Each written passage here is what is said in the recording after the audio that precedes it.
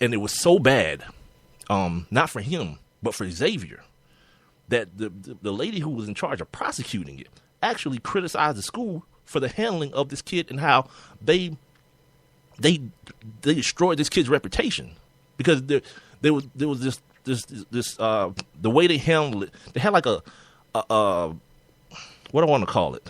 Not a forum, but like a conference basically with him and the accuser, basically just telling their side of the story without any lawyers present, anybody with any experience on how to handle something like that present. Yeah, real crazy.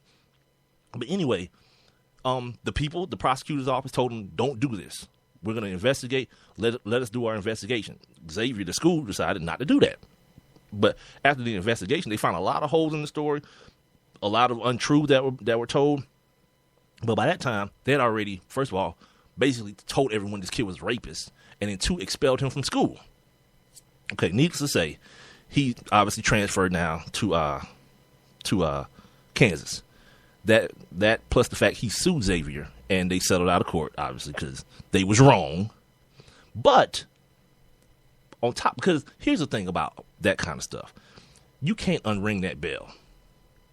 As much as you want to try, you can't unring that bell. And people latch on to that minuscule amount of information. Like, they're not going to do what I do and go back and read what happened in the case and figure out what happened. Someone says this kid's a rapist, he must be a rapist. He must have gotten away with rape. That's not what happened. But so now he goes from school to school, and people are chanting, even during this tournament, no means no, Dez. No means no. Bad business. But then the daughters of the West Virginia coach, Bob Huggins, is tweeting this stuff at him. No means no. You're a rapist and all that. And I'm like, hold on, back up. Hey, my man, get control of your daughters. Because, first of all, you don't need that. And second of all, they're being ignorant. You know what I mean? And that's a bad look. That's uncalled for. Yeah, that's a bad look for this kid, man. And so anytime that you hear somebody like me, especially, have be kind of, on the show me side of things when it comes to these things, because now, that's the new thing. I don't know if you noticed, Rob, all the new sexual assault PSAs that are running during the tournament now. Help us end sexual assault on campuses. Don't just turn away. Don't just blah, blah, blah. Don't do this. Don't do that. Say something. Yeah, that whole deal. Again, it's kind of weird that someone has to tell you to do that. You know what I mean? Like, yeah, don't let that girl get extra wasted. Or, girl, don't get extra wasted. But if you say that, inevitably, now you're blaming the victim. Okay, take it how you want. Of course. Take it how you want to. Of course. But it sounds to me that's sound advice for anybody. You know what I mean? Across the board. Male, female, grown, child. That's kind of just like general advice. Don't get extra wasted. How about that? Keep your senses about you. And that's not to say it's going to prevent the inevitable from happening if it's going to happen. I'm not saying that. But again, I go back to the Vanderbilt story that this girl had to be shown her own rape to believe it. Right. Someone had to show her own rape. Initially, she was taken up for the dude talking about how much of a gentleman he was.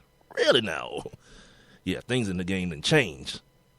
If that's a gentleman, yeah, this stuff. And I'm not going to get into details. Go read it for yourself.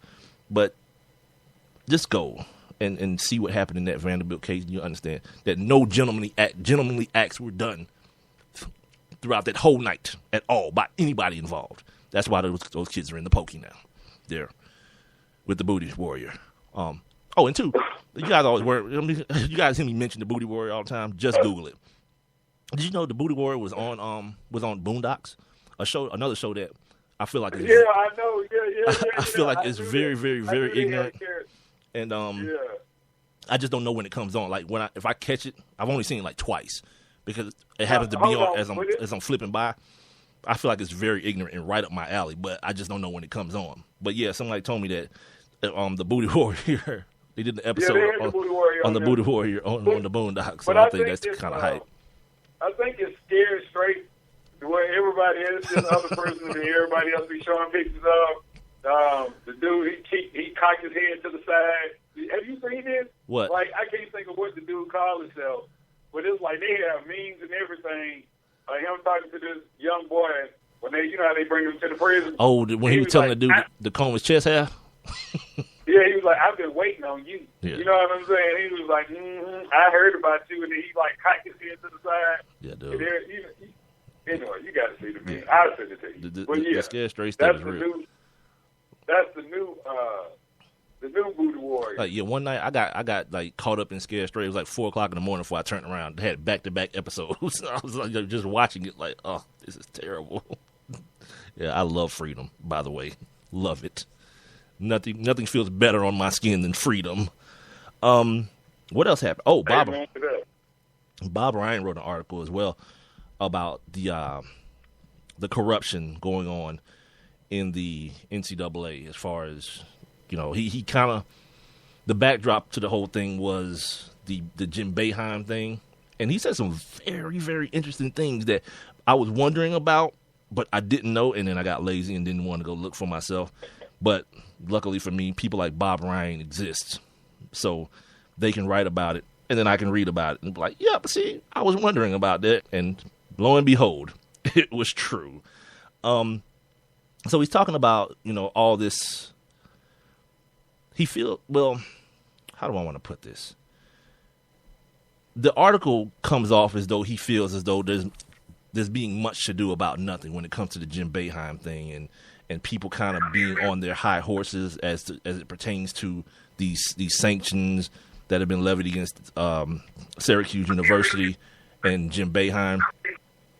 The one thing that he says is that these things are going on throughout the teams that are in this tournament, the teams that didn't make the tournament, college sports, period. It's a huge farce, and I believe that wholeheartedly. Like this thing that's going on in North Carolina is going to be something serious. But the thing he says that really caught my attention, the thing that I was wondering about, was like how far back are they going to go with this North Carolina thing? Because everyone knows everyone's favorite dean just died, right? Mm-hmm. Yeah. He says people paying attention might note if the Carolina funny business began in 1993, it means it was on Dean Smith's watch. Uh-oh. Uh-oh. Dean Smith wasn't perfect, everybody. Run, hide your kids. Oh, my God. Yeah.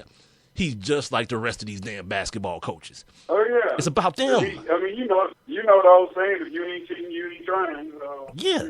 That's what we're talking about here. So when people start trying, it's going to sound like I'm doing this whole defend Coach Cal thing, but it's not. What it inevitably becomes is the people who are pointing the fingers. Like when I hear a guy like Bobby Knight talk about how Calipari's ruining college basketball. All right, cool. But now when you say that, we got to talk about you throwing chairs and choking kids. We got to talk about that too then. Because conveniently, you didn't bring it up. You call this dude a cheater because at UMass, Marcus Camby took money from a booster. Okay. What the hell did the coach have to do with that? Like, the whole Marcus Camby thing was, I don't know if you guys remember the video of Marcus Camby like getting off the team bus. It was that UMass team with Marcus Camby and Lou Rowe, like that amazing team they had at UMass. He's getting off the bus with like this big like Run DMC chain, he's this poor kid with this huge necklace around his neck. Like, yeah, somebody's probably gonna ask questions about that. Just probably. I'm not sure, but it's probably gonna happen. But the fact that he took money from a booster, like, you'll never get me to ever say anything derogatory about a kid that does that. I don't give a damn if he's as rich as the rich can be or as poor as the poor can be. I feel like you're doing a job. I feel like what they're doing on the court, on the field, is a job. And they're making plenty of money for their organization. So if somebody wants to pony up a couple $1,000s for their autograph or a jersey or a tattoo trade or whatever, guess who's all for it? This guy. Every day of the week. So you never going to get me to be all appalled like some of these people. Oh, I can't believe it. They're cheating. Some poor black kid got $10,000. They can't do that. Shut up. Everybody else is moving on. Why are you back in the Stone Ages? It's ridiculous. But anyway, they want to put that on Calipari as him being a cheater. I don't know how. They won the game still. Marcus Camby still had to come to practice. He still had to play. Like, that gold chain didn't make him play any harder. One, And 2, it didn't come from the coach or anybody associated with the university. So that's 2. Mm-hmm. All right. Then you have the stuff at Memphis with Derrick Rose. Someone took tests for Derrick Rose. Guess who it wasn't? Calipari. He didn't do it. Or somebody switched test scores or something like that. You have to go back and read it. I don't remember the exact details of it, but it had something to do with standardized tests to get into school and all that kind of stuff that allowed Derrick Rose to be eligible. So they caught him with that, and then they vacated wins from Memphis. So that's 2 schools that Coach Calipari coached that had wins vacated. Mm-hmm. But I don't understand how that like our guy down here, a guy I'm very cool with, but I disagree with on a lot of things, John Kincaid. He loves to call Calipari a cheater. I'm like, maybe my definition of cheating and yours is different. Like, to me, cheating is doing something to gain an advantage over someone else. Like, Marcus Camby having a chain, it didn't make him 6'11". He was just 6'11". Right. He was just 6'11". Yeah.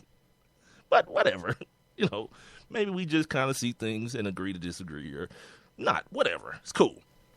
The Derrick Rose thing, maybe you can make that argument, but I don't think you can necessarily call Calipari the cheater. The fact that Derrick Rose would have been ineligible otherwise. He wouldn't have been able to get into school otherwise if the tests weren't fabricated or forged or whatever happened with the test scores or whatever happened. You may be able to make that argument that there was some cheating involved. But when you just label the guy, like, this guy's a cheater, now look what he's doing with these one-and-done kids. It's an abomination. But you know, back then, and I'm sure it still happens, because I knew a few cats that, you know, this one cat in particular that was supposed to be going to Kentucky, and he got in trouble because somebody ended up taking his SAT for him, and he had got to Kentucky and everything for summer practice, and you know, when it all came out, but you know, he ain't the first person, but that's not necessarily even fair for the coach to get hit with that, because usually it's not the coach that sets that stuff up, you know. So I mean, just because you have some players that have done some things, I don't think it's fair for the coach to get that label anyway. I mean, I'm not a Coach Cal, you know, like a fan nor a hater. I mean, I respect everything he's done. So, you know, I'm not defending him, but you know, it's one of those things where you shouldn't get blamed for what somebody else did. I mean, like me and you, right? Like, you should, if I go out here and rob a bank, you know, you shouldn't get the MO of being the bank robber just because me and you do this show together. Oh, that ain't gonna happen anyway. Like, I'm snitching anyway, so that ain't gonna happen. I know. Mike, tell us everything you know. He's about 5'10", dark skin, grew up in Decatur. That's what I was telling you, man. His full name is Robert Calloway. I'm giving him all the information. That's why I don't tell you. Oh yeah. Don't do no dirt with me. Yeah, come on out, y'all. They called us. Come on out over there in the bushes. Yeah, come on. They called us. Yeah, whatever, dude. Don't do no dirt with me. I'm gonna be the first dude. I'm the first dude to get the plea deal. Like, how the hell Mike get probation? Because the rest of them 10 dudes went to jail. That's how. Oh my God. They're going up the river. But no, the whole Bob Ryan thing is pretty cool. It's called "This Corruption in College Sports Accepted." He writes for the Boston Globe. You guys know him from like Around the Horn and all that crazy stuff, but he's actually a very good writer. And basically what he's talking about is the same thing you just said.